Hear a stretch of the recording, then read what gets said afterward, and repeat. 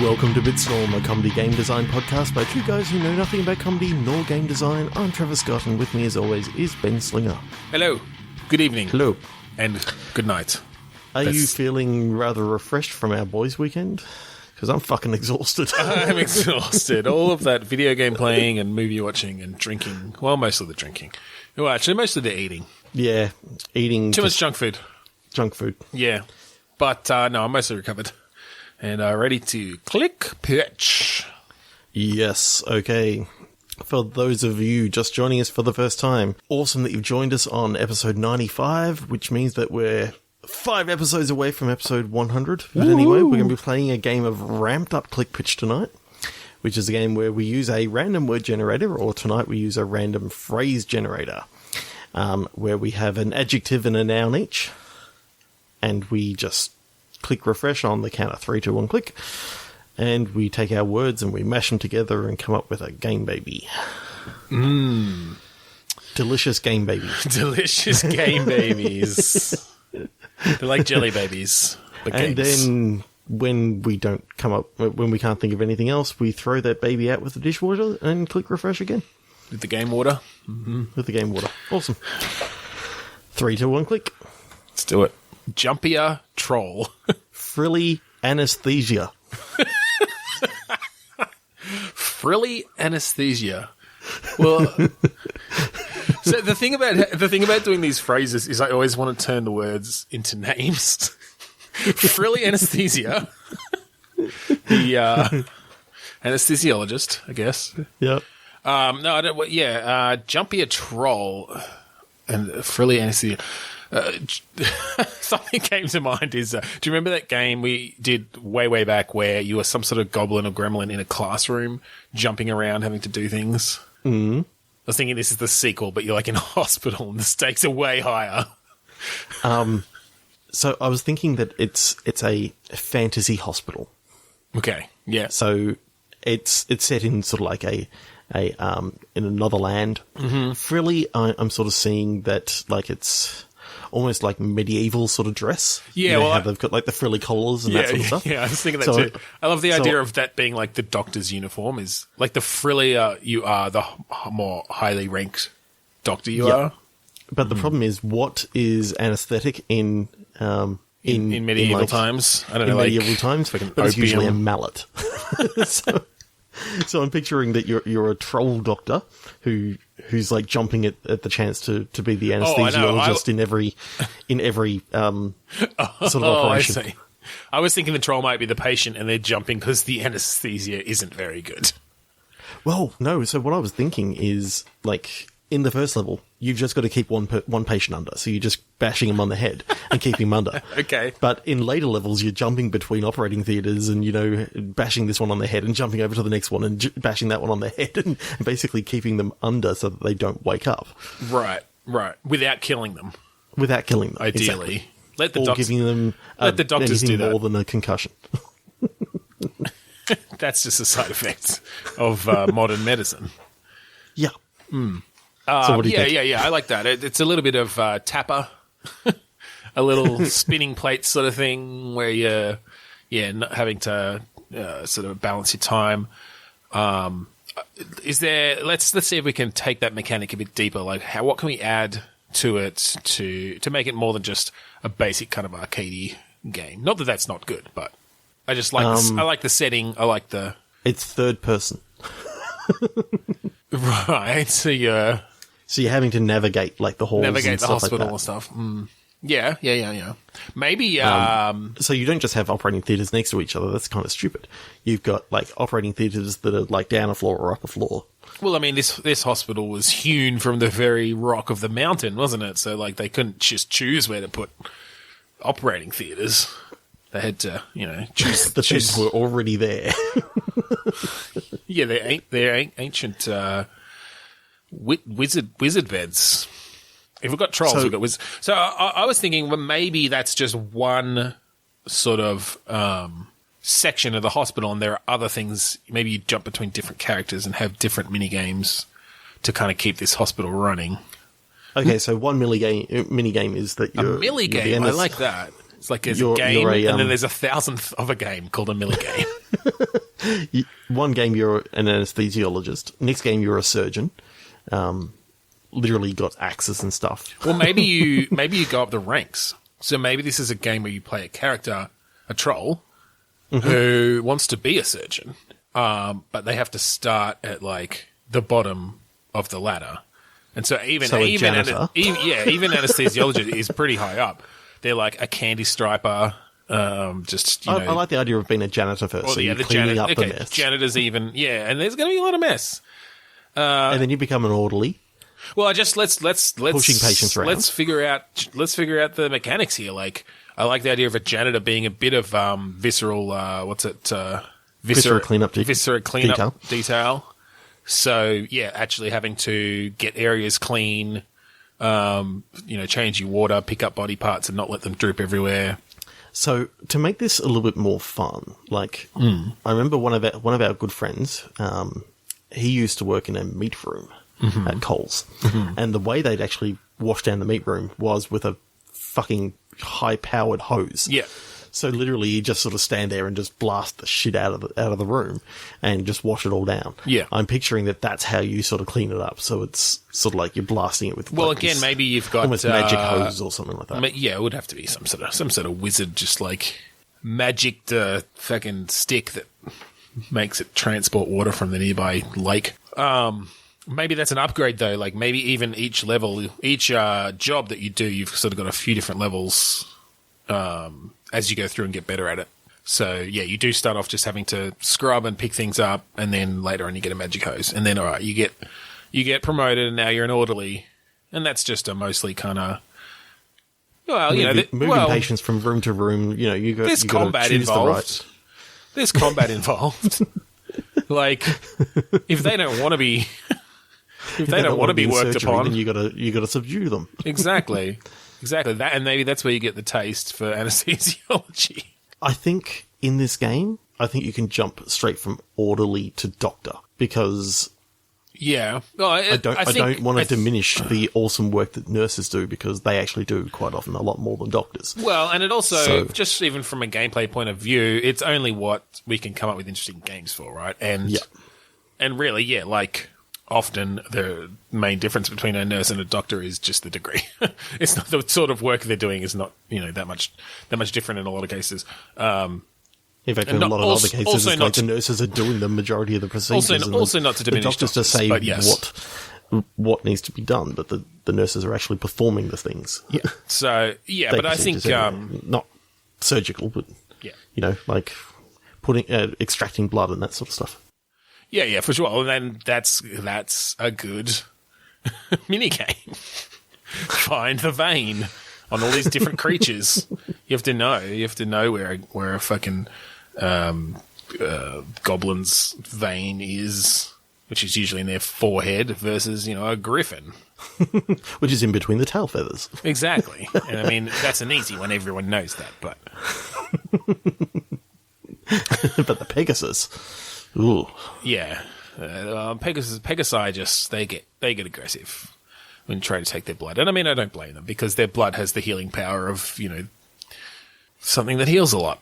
Magic. I mean, then you got unicorns, but you know that unicorns and Pegasi are very different animals. So, where do you take the blood out of a Pegasi versus a unicorn? That's it. You might think that they're related, but actually they come from very, sure they have a common ancestor, in the lowly...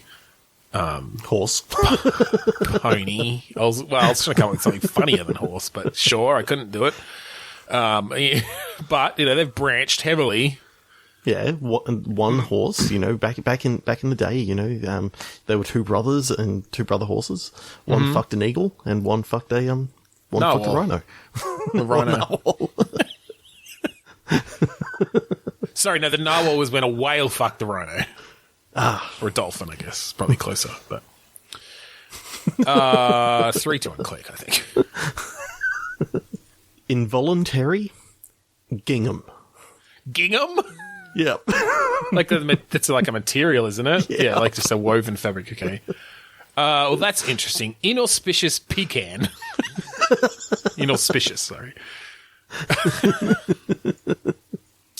So we have a nut. So what's inauspicious? It's like, Sorry, yeah, that's okay. Like unimportant, I think, or not conducive to success, or unlucky. Unlucky is probably a good way to take that. Okay. An inauspicious pecan. I like the idea that you're a superhero. Involuntary gingham? Yep. Is that what you said? Oh, okay. So all right, that's awesome. Yep. I have a feeling that you're a superhero whose only weakness is pecans. Okay. Just because you have quite a strong gag reflex and you just can't eat them without choking. Yeah, so I have a feeling that when you have a pecan, you involuntarily, like, transform into, like, a gingham sort of outfit. And you lose all your powers. Okay. Okay. Because I like the idea that you've got, like, this this nut-based enemy that... Nut-based enema? Enemy. Nut-based enemy, oh. Yeah. An so enemy. you've got a madman who's trying to take over the world with nuts. So, you know, people with peanut allergies and nut allergies and stuff, he's holding him to ransom with by, like, hiding different nuts in all these different foods. And it's just literally like that's where he's got his his fortune from. He's blackmailing millionaires who are allergic to peanuts. Well, not blackmailing, I guess, like threatening, extorting. I don't know. And threatening to just start putting peanuts in all their stuff. They'll never know where it's coming from unless you fund my evil plan. Defeat. What's the superhero's name? Pecan Sam. No, you can't have the weakness in his bloody name. Well, he's not very smart, this superhero. Anti-pecan man. Well, what? So the gingham warrior? Like, what? Where does... Oh, no, the gingham is when he's doesn't have in power. His weak state. He's in his weak state. So is he some sort of fabric-based... Maybe he's like the silken starling. And then basically his uniform just transforms into like a gingham-like material, which is a medium-weight, balanced, plain woven fabric made from dyed cotton or cotton blend. Yeah, exactly. It's just, it's a plain fabric. I like the idea that it's a fabric-based superhero. So like the more power he has, the more fancy his fabric. Yeah, the more, like, in one level, you can change it into different suits, but what actually happens is his allergic reaction turns any of his suits straight into, like, the weakest fabric. Yeah. That for him is gingham. Yeah. Yeah. He's also just not a fan of the pattern. It's just, he likes to be a bit flamboyant. Yeah. Yeah. So what I'm picturing is, like, you can be dressed in velour. You can be dressed in, like, a silk sort of thing, so you got really shininess and all this sort of stuff. But then, you know, you get hit by pecans and bang, you're in gingham, plain gingham clothing that has no slickness, has no, like... You're in polyester. You're in... Yeah. So I can picture kind of like the latest Spider-Man had lots of different suits and they all look totally different. They've got different powers and that sort of stuff. Yeah. I'm picturing that all these different suits that you can choose velour to basically have extra power going one way and a set of different skills if you move the different way. Because how you've got like a shiny and a sort of a rough side, depending on the grain that you Oh, I see. I was thinking each different fabric type would have its own power. So silk makes you like you can. You're a bit slippery, right? You can sort of slide through. Oh, imagine people's fighting grasps. moves as you're silk. You know, you're sort of sliding underneath people and sort of slinking around. And velour, like, you can create a lure because it's just based on the name, velour. It's like a decoy. I just like the idea that moving one direction, you can be slick and silky and, you know, sort of like the silk, you're sliding everywhere, but then you go the other way and you're really crunchy. You're just like rich and crunchy. And how is that going to... I think maybe that would more be you can switch modes. But to do so, he just like rubs his whole body in one direction against or with the grain. What sort of moves can you get for leather? Ooh, leather. I mean, whips. It changes your weapons. I thought that would be PVC. Well, yeah. Well, that's the latex. That's the cheap version. That's the underpowered version of leather. Maybe each I was thinking one leather has is in leather jackets, not leather is in gimp mask. Well, depends which way you want to go. I like the idea of I do like the idea of all the different things, but when you've got velour, like yes, being able to switch, but I also like the idea of having a game from the gameplay perspective of there being two modes that if you I don't know, have to slip through a small space, then it switches you to the other mode because all your fabric gets pushed in that one direction. And then you can't do anything about it until you slip back the other way or something. Yeah, I don't know. Okay, 3 to 1 click. Yeah. Stung supersonics. Psychedelic rigging. Okay. Psychedelic rigging. It's like on a boat or something. Or what else has rigging? Like a big top? Maybe? Like a tent? Okay, my mind is going. Psychedelic and rigging has taken me to the Bermuda Triangle, sailing a boat. Okay, in this, boat, right, yep. In this insane psychedelic sort of, you're seeing lots of almost northern lights sort of things. Yeah, I was going to say, it's almost like some sort of magnetic storm that's creating northern lights kind of lights, yeah, effects. So by rigging, I'm seeing it as sort of like a pirate game, sort of set within. I'm thinking something along the lines of a Bermuda Triangle sort of thing, but it's just it's not physically on Earth as such. Like there's lots of different islands, but it's just a lot of psychedelic. So is there some colours in the sky of? Well, I like the idea of a non-traditional fantasy pirate game. So maybe you're. Well, you could either do sort of the traditional pirates get somehow transported to this alien world of sorts. And when I say non-traditional fantasy, I mean it's fantastical, but it's not like wizards and dwarves and whatever. It's new shit that we come up with. It's fantastical pirating. Yeah, or you could just be the version of pirates that lives in that world. They happen to have something that's very similar to pirates. Stung supersonics.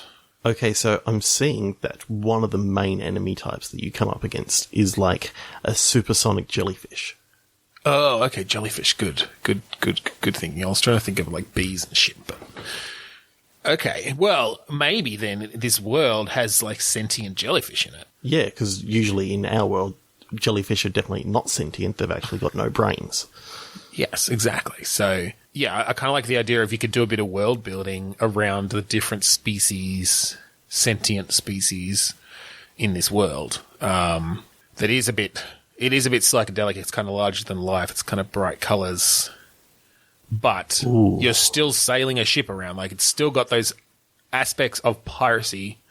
So I'm thinking almost a bit of a role-playing game, almost a Mass Effect-y sort of thing, but instead of flying around a spaceship, you're exploring this new world in a pirate ship. I'm seeing a Legend of Zelda Wind Waker sailing around. Beautiful cel-shaded graphics. Yeah. But flying jellyfish, pirate ship, you're actually flying, sailing the pirate ship around. You've got good and bad jellyfish, I think. Well, I mean, I think they're just a species, right? So, I like the fact that the main antagonist is a mutated jellyfish or something like that. Well, yeah, I'm kind of wondering if we even have humans at all, or maybe, having humans in a world like this is somewhat more relatable, but I think this is a world where there are a ton of different species, and so I love this idea of crewing a pirate ship with a human and a jellyfish being, and centaur and a centaur on the fucking high seas. That'd be exactly crazy. Maybe actually to make it that's too classic fantasy. Maybe not a half man, half horse. Maybe a half man, half fucking Shark. Yes. I mean, you're on the seas. Definitely. Which half? Top half. Top half? Bottom half man, top half shark. It's like fucking Maui in that scene in Moana. Shark. What is it saying? Shark head. And they just call him a shaman. A shaman. Yeah, I like it. He doesn't have any magic, but he's just a shaman. No, exactly. Shaman doesn't mean anything like what it means here in our world. You definitely you definitely introduce that word to the player before you show them what it is, just to kind of completely confuse them. It's like, to fuck with them. It's like when you get on the ship. It's like, oh, you must meet our shaman. And you're thinking like, oh, magic user, awesome, yeah, magic user, and then they come out and it's just like, hey, what's up? Great white shark head. Yeah. You're like, wait, arms. what? Fins for fingers. No, that doesn't make sense. So, do you remember the old cartoon Street Sharks? Yeah, basically that. Yeah. I really like this idea of an RPG in this space, though. And maybe you do come on board this ship as, again, the low on the ladder kind of thing. Because, most RPGs, you generally want to be... You want to have that journey of building up your skills and such. Definitely. So you kind of come on as a cabin boy or cabin girl. Obviously, character customization in a game like this, but you can choose to be a human or a jellyfish creature or a shaman. No, you can't choose shaman. You can't choose shaman. No, I guess we need that surprise. In the sequel, you'll be able to choose shaman in the sequel. Yeah. What other creatures? I like the idea that they're all... Maybe this is a world where just there's way more water than land. But most creatures are somewhat aquatic. For some reason, I'm seeing a leptor or something like that, which is like a leopard and a horse. Sort of like... okay. Big ass crazy head on a horse-sized body. So you really don't want to be going up against any leopards of that size. Okay, wait, so is it like a centaur in that it's kind of half split down the middle somewhere, or is it sort of more of a hybrid? I think it's a hybrid horse/leopard. Massive, fast, but... Yeah. Well, I like the idea of kind of a horse-ish shaped... Well, are they sentient, or are they more a mount I think sorts? they're sentient. Okay. I think they're sentient, but they don't have arms. They've still got only the four legs. Yeah. I love the idea of this sentient being that you just, they just let their buddies ride them. And I mean, it makes sense in a world like that. You'd want to help people out. Yeah. I can't help but picture, a cat leopard face on the end of, the long horse head, though.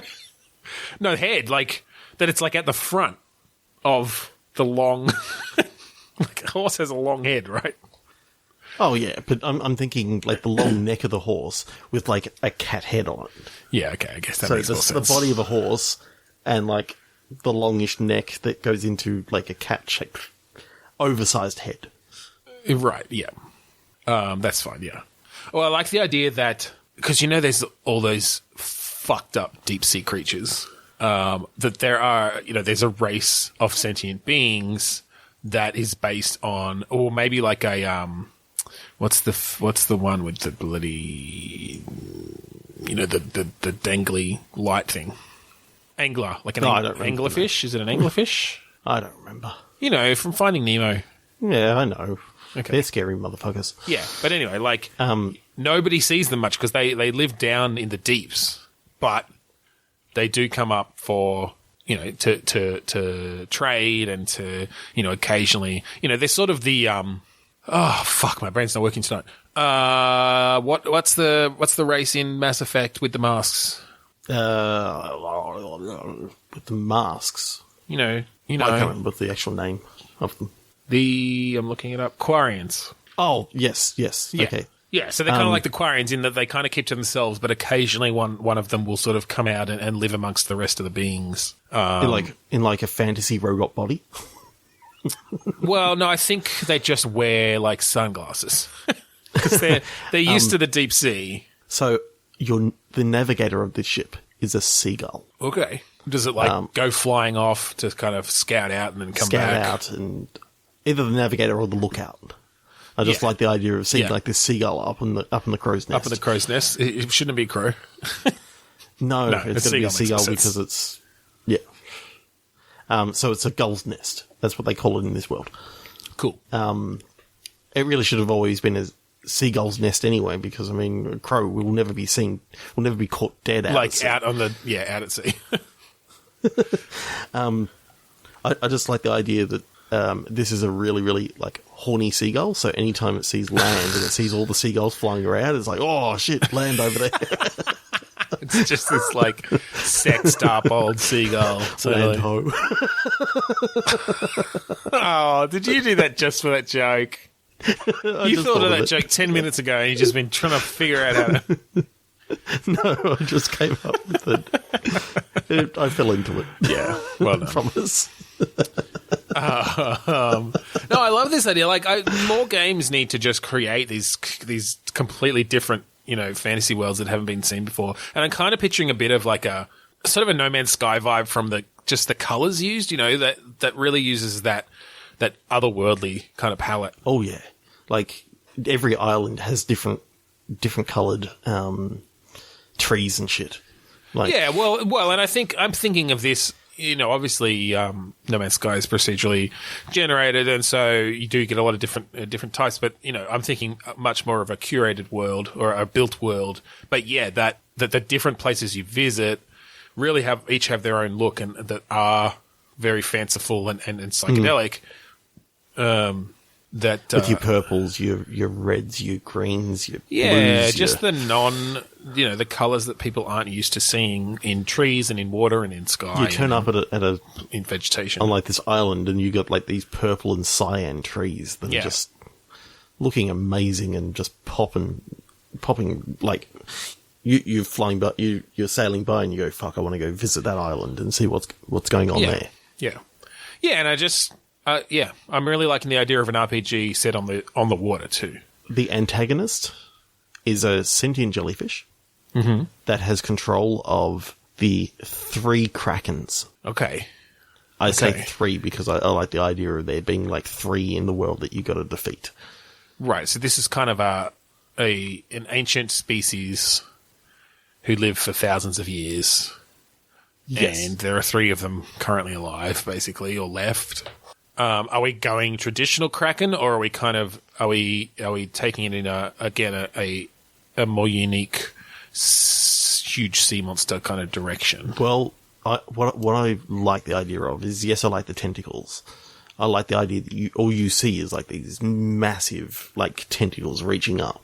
Mm-hmm. But the thing is, they're not even the final boss of the game. Like the final boss of the game is like a Cthulhu-esque creature that has like tentacles that are literally dwarf the Kraken ones, which were huge in the first place, but basically they're the offspring of this Cthulhu-like creature. So literally the entire world erupts with these massive, massive tentacles. The entire world, okay. Oh, the entire world that you're sailing around in.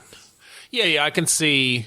Yeah, okay. I like the idea that, obviously you've fought these Kraken-like creatures in sort of, and they're obviously huge. When you're fighting them, it's this giant battle in the middle of, the certain place in the ocean that you're at. But when their daddy comes up, you're literally just seeing giant tentacles in the distance. Like, you can tell that they're huge because they look like mountains. Yeah, I'm talking like reaching into the sky. If you've seen Cabin in the Woods, the hand coming up at the end, is dwarfed by these fucking things. Yeah. Like, that was a big-ass hand. It was as big as a fucking house, but we're talking, sort of... Yeah. I'm thinking, like, these are mountain high. Yeah. Ain't no mountain high enough. Okay, 3, 2, 1, click. Inundated sickness. Sickening cliff. Okay. I mean, obviously, sickening and sickness is a good match. So there's a cliff. It's either a sharp, like, drop off of rock, or it's a dude named Cliff. What I'm liking is I've got this picture of like this sort of mystical cliff that's on this island. Mm-hmm. So I think the whole game is set on an island, and it's just a small township that sort of exists on the island. Yep. I'm thinking graphical adventure game. Yeah. And tragedy is keeps happening over all these generations of people basically being drawn to the cliff and throwing themselves off it. Okay, so it's like it's the cliff that's well known for the amount of people who have committed suicide. Yeah. And is that a higher amount in this town than you would expect? Yeah, I'm thinking that this is almost like a supernatural sort of thing, in that every year around a certain date, someone has thrown themselves off this cliff. Okay. So it always sort of coincides with, like, I'm thinking maybe the spring equinox or something like that, sort of tying into a bit of pagan stuff. Mm-hmm. I'm picturing like a maybe based off like an island off the coast of Scotland or something like that. Sure. I'm trying to picture what sort of year it should be. I'm thinking maybe 1600, 1700, something like that. So no technology, but just the idea of there being like it's a small little town on this island. Mm. So like, what do the people on this island do? What is their life like? They're farmers. Are they fishermen? Fisher people? Fishermen. Do they have any? So is there trade going on? Like, how isolated are they? I guess there's trade with the mainland. Yeah. I think that this is set in maybe a fantasy version of this and that. There's some sort of boat travel. I like the idea of it being old fashioned, but also almost being timeless in the fact that yes, there's talk with the mainland. There's all this sort of stuff going on. Yeah, look, I think it's fantasy in that we don't know enough about history to know the proper technologies of the time, so we make it up for what's convenient. Yeah. Sort of fantasy. What were your words again? Sorry? Inundated sickness. Sickness? Yeah. Oh, so sickening and sickness. Yeah, you got sickening, I got sickness, yeah. That's actually awesome. I thought it was thickening for some reason. Oh, or thickness. Thickness. Yeah. So I really like the idea that... So is this then you're sort of trying to solve the mystery behind why this happens? Is it some sort of supernatural thing, or is it a... Yeah, I don't know. Go. I think what it actually is that like there's this thing in the town in which there's basically every year someone gets elected to throw themselves off the cliff or something like this. And this year, the person says no. Right. And there's a sickness that goes through the entire town, sort of almost like a plague. Yeah, yeah. And so then the town's like blaming it on this person for refusing, obviously. Yeah. Or that on the way there, maybe this could be one of those things in which this person was going to go throw themselves off the cliff. But they got struck down by a freak lightning storm or something like that, and couldn't do it on time, and couldn't actually do it. They were killed in another manner, but on the way to the cliff. Oh, I see. I thought you were going to be playing the person. Oh, I was just I'm sort of going back and forth between whether you play the person or what I kind of find interesting is maybe it's that you are heading to throw yourself off the cliff, but there's like a band of merry men, well, not merry men, outlaws sort of thing, like exiles, and they don't believe in this stuff, right? And they grab you and stop you from doing it and convince you not to do it, and that it's all bullshit. But then you see that the town has this sickness running through it. Is ravaged by the sickness, and the whole thing is you're kind of going back and forth. You're like, is this real? Is it not? You need to figure it out. It starts with the cattle dying. I kind of like that idea of seeing, eviscerated cattle sort of thing. Yeah, that's a classic kind of, they kind of rot from the inside out or something. Yeah. And then, boils, you've lost the food source, and like local river runs red, sort of like the different plagues of Egypt or whatever it was. Right. Yeah, well, yeah, we can. I think rather than we won't base it off like actual religious text, but you can come up with your own similar ideas, and that in this world it's prophesied in some ways, or maybe there's the religious leader who is making the connections to the prophecies to convince the rest of the townspeople. Yeah. So I guess, like, have you revealed yourself to the town that you didn't do this, or? Probably not initially, but eventually they go and investigate, and they notice that they never your body was never actually found. So they suspect with all these amongst all the bones at the bottom of the cliff from all the previous years. I think this is like a revered position that they go and try and take care your body, of the body, and maybe they just thought you'd been washed out to sea, which is maybe its own has its own symbolism or is a portent of some kind. And maybe initially they're like, oh yes, like the sea god took them, and that's a good thing. But then this plague starts coming through, and they investigate further, and somehow find out that you're not actually dead. Yeah. So I'm just trying to picture some of the other, what could actually be causing this. I kind of almost don't want it to be supernatural, like a supernatural thing. In the end, it's actually someone who's, it's in their best interest that this thing continues on. Oh, it's actually malicious. Yes. Oh, I was wondering whether this is sort of a story about the struggle of, I'm sure in this time... Faith versus... I'm sure in this time there were people who were skeptical. They didn't have any of the tools or the science or the, any way to prove it, and they would have just been shunned or killed or whatever, thrown into an asylum or presumed to be bewitched or something. And so maybe it's... She's a witch! So maybe it's having to work through that somehow.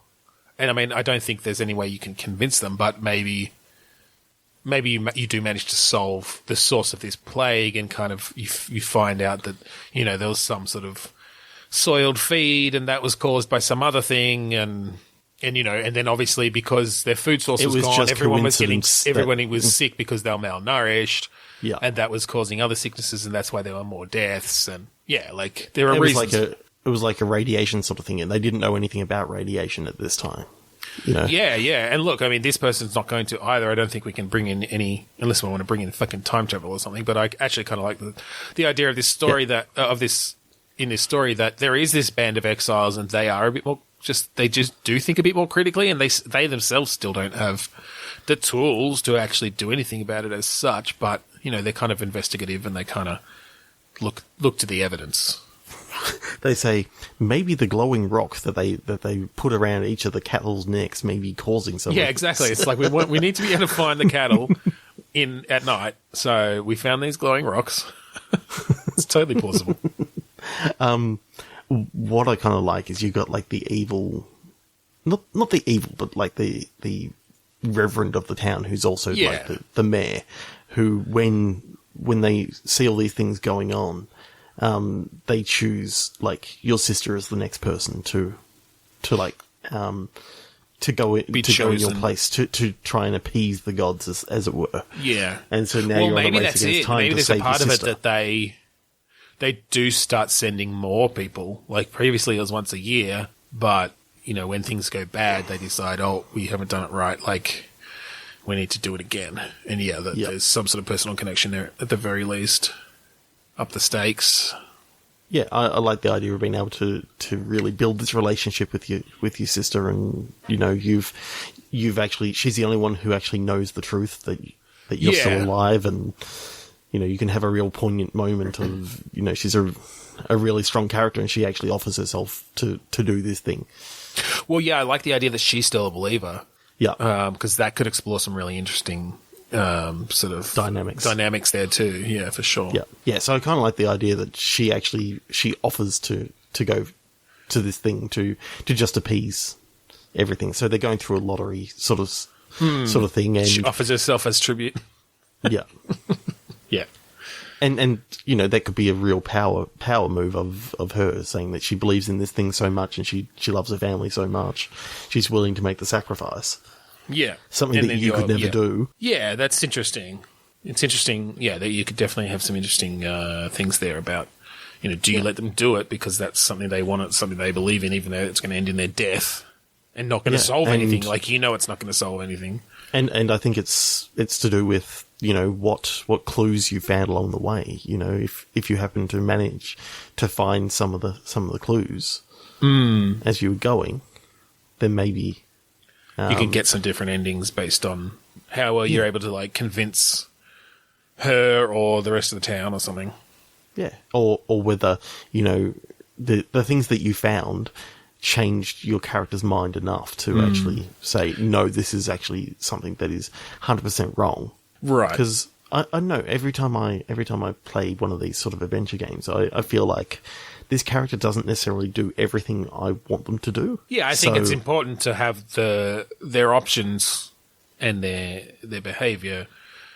So I think in this game with the character being able to actually have, depending on the information that they themselves have uncovered, and therefore you as well, you've almost got to help them uncover and find some of this information. If you know for a fact, because you have, you have extra information because you see cutscenes from other people's point of views, but your character that you're following doesn't have that information. You've got to be able to find ways of actually relaying that information through, actions that you take in the world. Well, so it's not just... I like the idea as well that of one possible ending being that you discover what's causing it, but you're not able to convince people. You know how to fix it, but you know that they're going to continue on with this sort of literal witch hunt, unless something happens. And so that's where your sister offers herself, knowing that that's the only way the townspeople will be appeased. And I think there's a real interesting turnaround there, that she's literally sacrificing herself to appease the townspeople, because that's the only way they'll believe it's truly over, even though you're the one who actually, took the fucking glowing rocks off, and threw them in the ocean. But yeah, that idea that she's literally sacrificing herself to the town for the town kind of thing. And perhaps for your sake too, is really powerful. Yeah, very powerful. Cool. All right, 3, 2, 1, click. Red admission. Oh God, worshipped monorail. Okay. That's.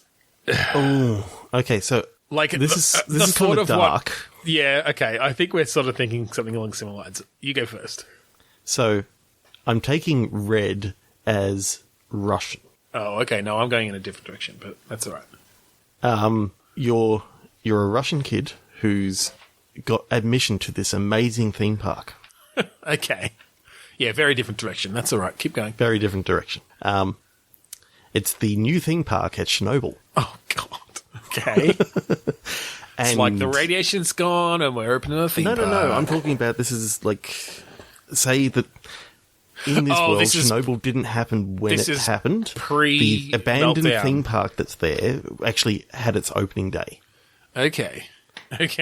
And then, something happens on that day. But I think this is an alternate reality, that what went down wasn't actually a nuclear meltdown, but something else entirely. That it had something to do with, and I'm going back to this well in this episode again, but I have a feeling that I like the idea of what actually happened at Chernobyl was, I know that you said earlier that we have to actually have these two words together, worship and monorail. But I like the idea that it's like a Lovecraftian worship that's going down in the nearby power plant that is connected to the to the town by monorail. All right. That's interesting. Let's put a pin in that, because I want to tell you my idea too. Okay. Which is also building off of certain ideas that we've or themes we've used this episode, but a somewhat, and it could still be this particular amusement park, because I'm thinking a somewhat post-apocalyptic world, where as the trope kind of goes, most of Earth's history has been lost. And this is a little bit Stephen King-y here too, from Dark Tower sort of thing, but one of the working pieces of technology is this monorail. And maybe you can even bring in a little bit of Snowpiercer, maybe it just like it never actually stops. It's continuously going around, and maybe it was maybe this is a little bit in the future. It's got some sort of very long running power source that just keeps this monorail going around and around. But my idea, what I was thinking, is that the red admission is like maybe people are trying to get onto this monorail, but it's going so fast that like whenever anyone tries, they literally just get turned into a paste, basically. But like this is red mist. This is the red, like this is the red admission into whatever like heaven they believe in. It's kind of like Valhalla or something. The ultimate goal of these people is to find out what's on this, like to get onto the monorail and travel forever or something. So yeah, the basic idea though is just around a technology worshipping sort of tribe in a post-apocalyptic future. So, both of them are narrative games. Both of them have somewhat got a little bit of post-apocalyptic sort of thing. I mean, sure, mine is before a catastrophe and yours is after a catastrophe sort of thing. I mean, look, they could be related. Yeah. Tell me why I should choose yours. Well, so you said mine is a narrative, and obviously it has narrative aspects. But we have done a lot of those sorts of games today, and I almost got the idea that this is actually a bit more of like a real-time strategy sort of thing almost. I'm picturing that. I said, sell it to me, don't turn me off. Look, I know you don't like management games. You don't like real-time strategy either. Fuck I think we've gone over this. When have you ever seen me play like StarCraft or anything like that? Yeah, I know, but I don't play them either, but I don't mind them. Yeah, I was just liking the idea though of that top-down view and seeing this monorail kind of going around constantly and having some sort of sense, having to maybe not real-time strategy, maybe a bit more like Settlers or something, where you're building up the town and the economy around this idea of this monorail, and perhaps other ancient technological things that still have a little bit of power, or you have to kind of discover a little bit about them, which takes sacrificing your people, but you could get big benefits out of it. I don't know. I feel like there are some cool ideas there around being able to build that up in this particular kind of world. Mine feels like a cool horror game with like where you get this admission to, So I like the idea that like in our world, like supposedly that amusement park was like abandoned and never actually used. I like the idea that on the day of the disaster, there was one family who had an early admission the day before. Okay. And they were able to, he was basically this kid, was allowed to like go on all the rides all by themselves because they won some competition. Oh my God. Okay. Yeah. I like this because I just had an image of this kid. He gets on the roller coaster. Yeah. And it's going up.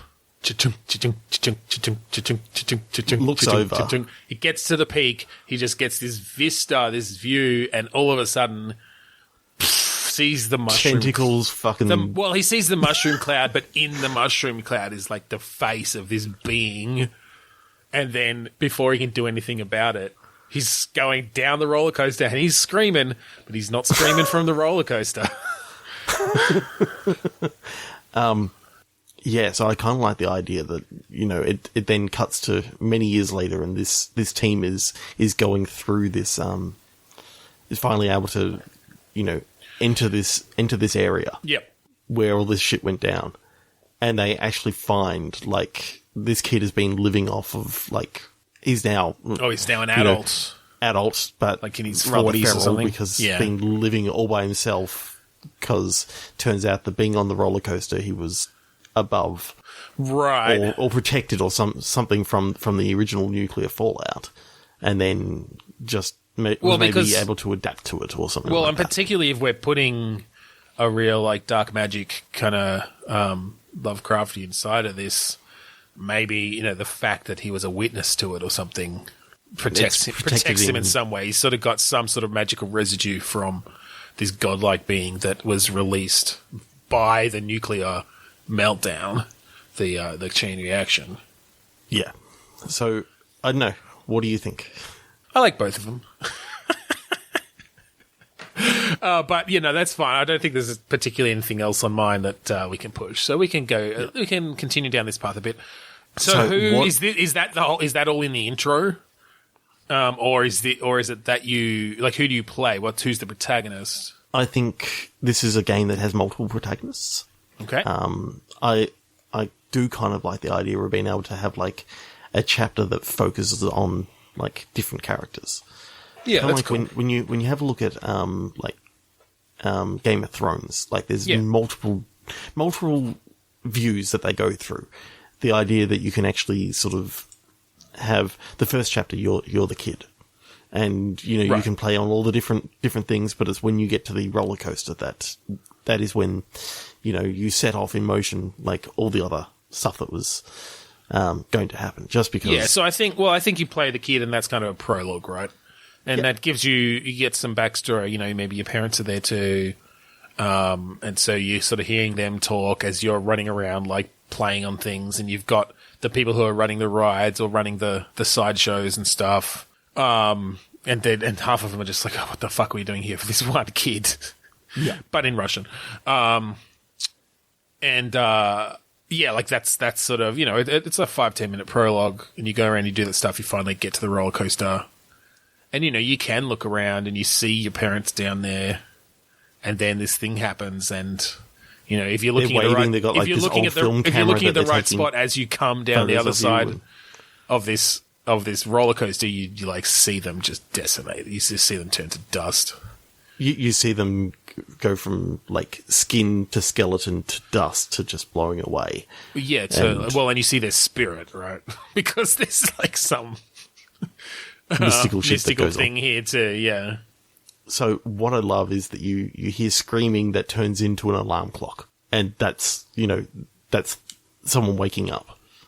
And this person is, like, a scientist who's just been woken up. They're maybe at their office. They're about to go on the monorail to go to the Site Zero. Yeah. This is the first day that scientists are allowed into this thing. Right, the military's finally kind of cleared it. Because it's a fantasy land, I'm thinking that it's like, maybe 20, 30 years after the event. I can't remember when the event happened. I think it was in the 1970s, so this is maybe set in the 1990s. I think it's the 80s that it happened, but... It was the 80s, was it? I think so. It's set in the early 2000s. So the kid is, like, only, like, 30 years old now. 1986. 86. So, 2006. Sure. And just, I'm liking the fact that maybe you're a scientist now, but it was your cousin who was the boy who got the golden ticket to go to the... Yeah. Yeah, so it's a family member. And you're, halfway through the investigation into the, you're checking out the theme park first because you want to see where your cousin died.